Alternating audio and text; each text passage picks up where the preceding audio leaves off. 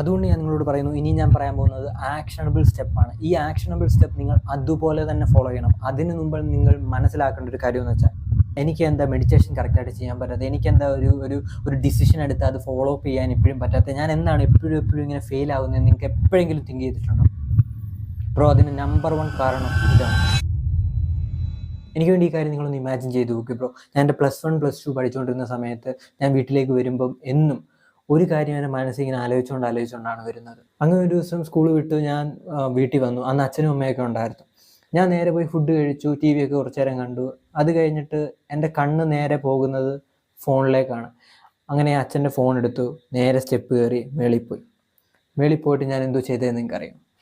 ഞാൻ എൻ്റെ റൂമിൽ കയറി കതക് കുറ്റിയിട്ടു, ഫോൺ എടുത്തിട്ട് ക്രോമിനകത്ത് കയറി ഇഗ്നൈറ്റ് മോഡ് ഓണാക്കി പോൺ വീഡിയോ സെർച്ച് ചെയ്തു.